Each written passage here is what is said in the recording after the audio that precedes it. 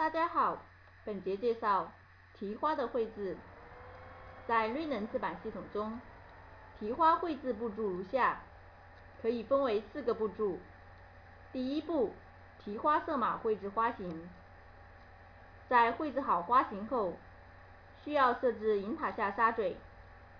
设置好沙嘴后，需设置编译参数，最后进行编译。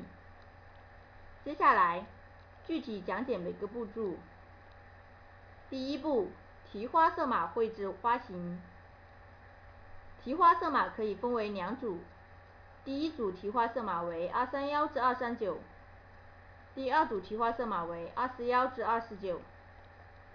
注意，题花 V 领时才使用第二组题花色码，也就是说，一般题花只需要用到第一组题花色码231至239。V 领做全题花的情况，将会在后面做详细的讲解。在花样组成绘制题花花样时，不同的沙嘴只能使用不同的色码，不能重复使用色码。与嵌花相比较，只要嵌花区域是封闭的，那么同一个色码可使用不同的沙嘴。但是题花是不同的，同一个题花色码只能设置1把沙嘴，即色码和沙嘴是一一对应的，无论是不是封闭区域，一个题花色码只能设置1把沙嘴。接下来实例介绍。打开的文件，题花花型已经绘制完成了。可以看到，这里有用到3个题花色码：234、235和236。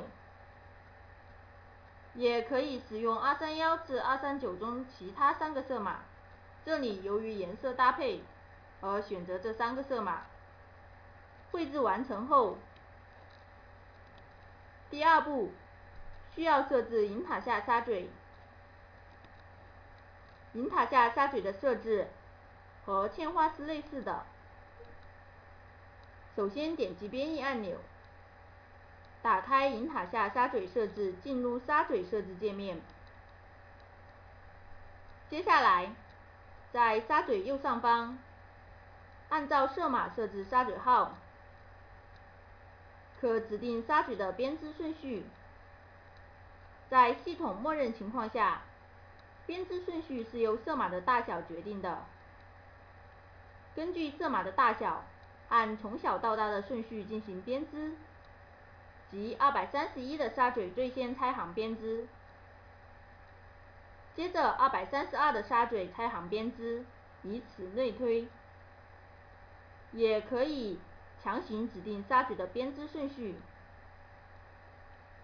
在沙嘴设置界面指定编织顺序，然后回到编译界面，设定沙嘴号的初始停放位置。接下来实例操作。在花型绘制完成后，需设置银塔下沙嘴。单击工具栏上的编译按钮，选择银塔下沙嘴设置。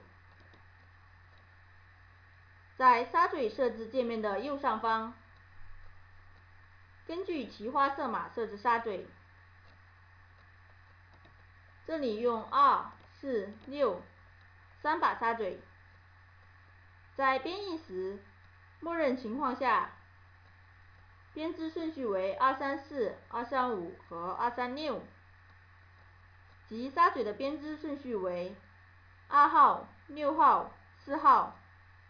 假如需要的编织顺序为235、236、234，那么在顺序列这样填写。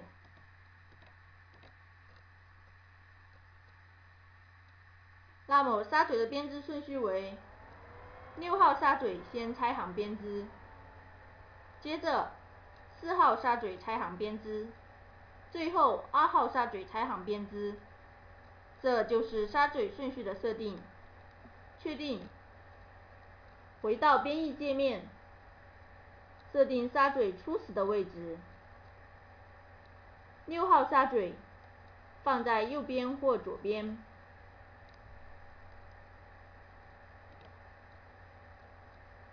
设定完沙嘴后，接下来需要设置编译参数。编译参数的设定，首先需要设定提花的背面组织，在功能线214上设置，右击，这里为3色提花，背面组织选择天珠1×1×2，即133号色。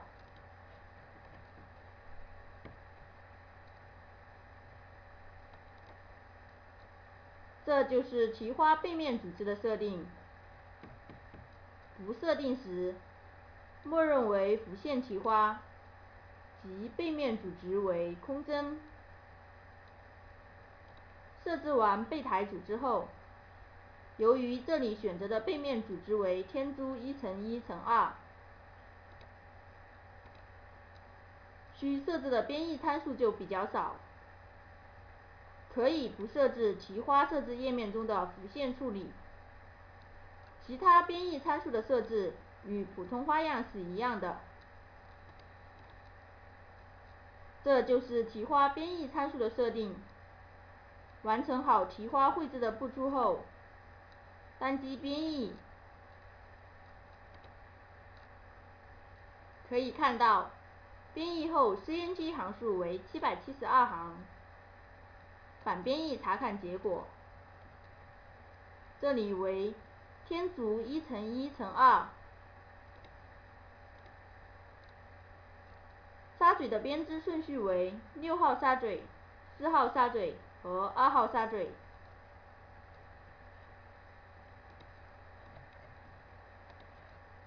本节介绍完毕，谢谢大家。